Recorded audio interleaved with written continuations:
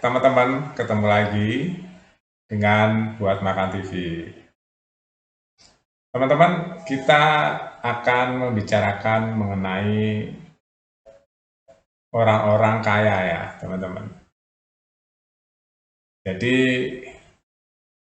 kita bingung mendefinisikan orang kaya karena sebagian besar orang kaya itu katanya yang banyak hartanya, yang banyak mobilnya, yang banyak perusahaannya. Ya, katanya seperti itu ya. Teman-teman, setiap orang itu cara berpikirnya dipengaruhi oleh pihak-pihak internal dan pihak-pihak eksternal, atau hal-hal internal dan hal-hal eksternal. Kalau kita bicara mengenai kaya itu sendiri, kita langsung pikiran kita atau langsung berpikir bahwa kaya adalah banyak uang. Ya, itu otomatis kalau udah bicara kaya, wah banyak uang, jabat, orang besar gitu. Otaknya udah begitu kan.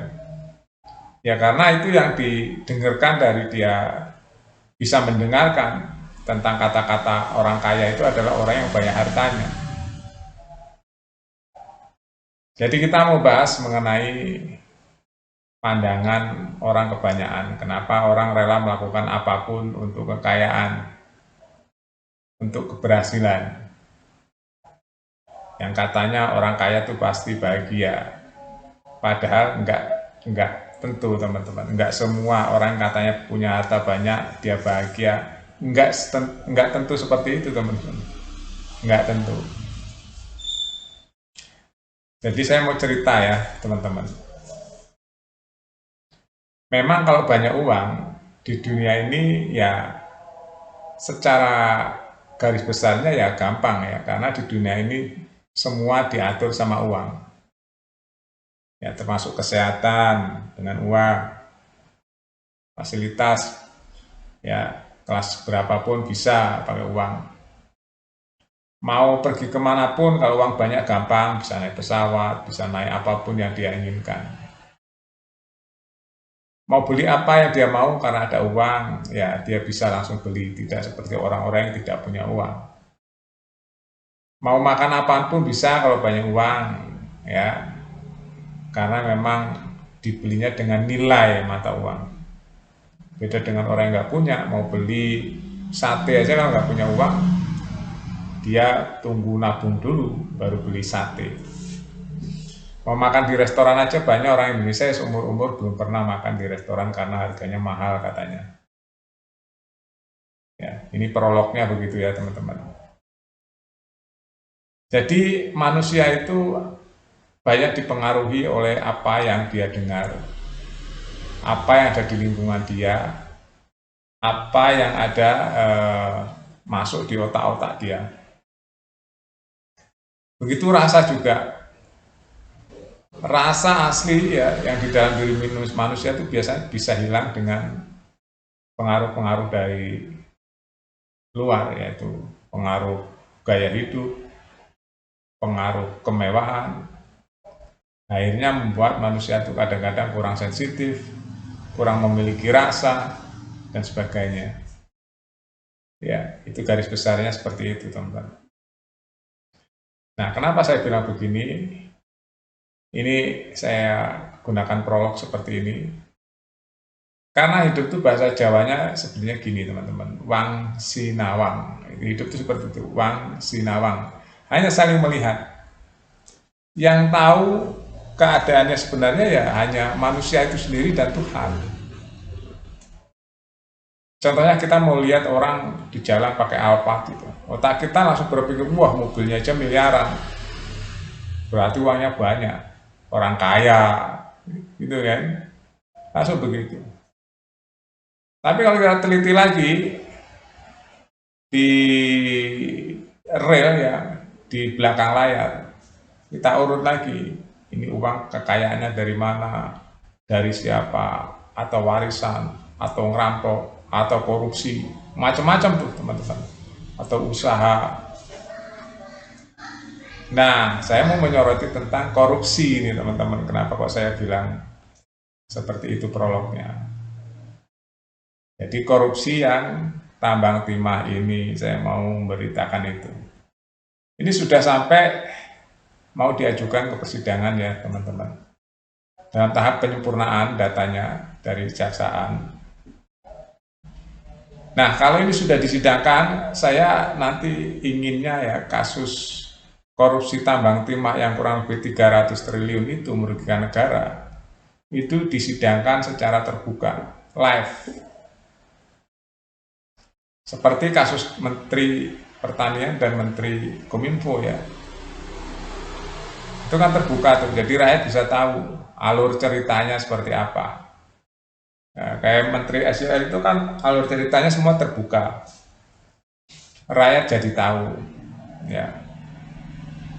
Terus kasus Menkominfo itu ya juga begitu, yang BTS tuh rakyat tahu duit puluhan miliar, ratusan miliar dibagi-bagi kemana aja kan jadi tahu.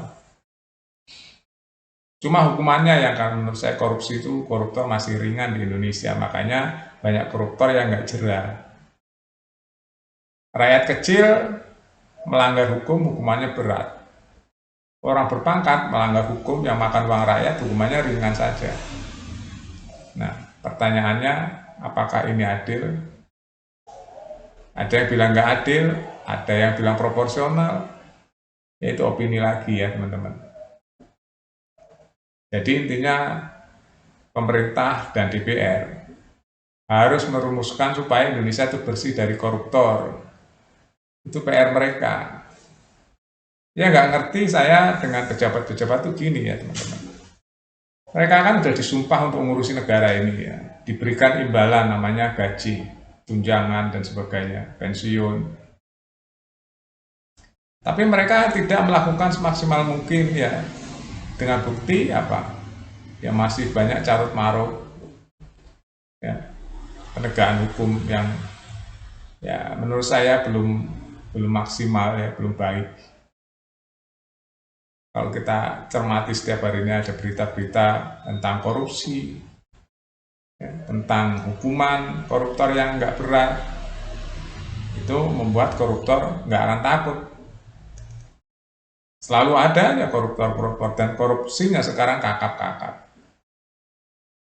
Khusus untuk tambang timah ini teman-teman, kalau menurut saya ini hukumannya harus berat. Karena dia merusak ini Ibu Pertiwi ya. Merusak ekologi, merusak kawasan, merusak alam, dan merusak ekonomi negara atau merugikan ekonomi negara. Ini hukumannya harus maksimal. Jangan dihukum yang ringan-ringan, sementara orang maling singkong dihukumnya berat. Kasarnya gitu, padahal dia butuh makan saja. Kalau ini bukan butuh makan, ini mah rakus, koruptor itu rakus. Makanya saya bilang koruptor itu adalah orang yang paling jahat dari kejahatan yang lainnya, itu adalah koruptor. Karena dia udah nggak kekurangan tapi masih mengambil hak orang, mengambil hak rakyat, atau mengambil uang rakyat atau uang negara. Itu adalah yang paling jahat, itu koruptor. Kejahatan yang paling jahat adalah koruptor. Saya berharap ya kasus korupsi tambang timah ini dihukumnya minimal itu 20 tahun sampai seumur hidup. Ya, atau hukuman mati. Itu koruptor tuh. Karena dia orang greedy, orang paling rakus adalah koruptor, teman-teman. Makanya jangan heran kalau ada orang mobil mewah, rumah mewah, terus dia hasilnya halal. Belum tentu, teman-teman. Ya, koruptor-koruptor itu kan uang ngambil di uang rakyat tuh. Mobilnya mewah, rumahnya mewah, tanahnya di mana-mana, rumahnya di mana-mana. Ya, bahkan bisnisnya di mana-mana. Itu kan koruptor. Yang ditangkap itu ya, contohnya udah banyak ditangkap. Rumahnya kan di mana-mana tuh. Kasus pajak, kasus ini. Nah, sekarang sedang viral adalah kasus tambang timah. Kita tunggu saja ya teman-teman, nanti sidangnya seperti apa, hukumannya seperti apa. Mudah-mudahan nggak masuk angin ya. Sampai jumpa.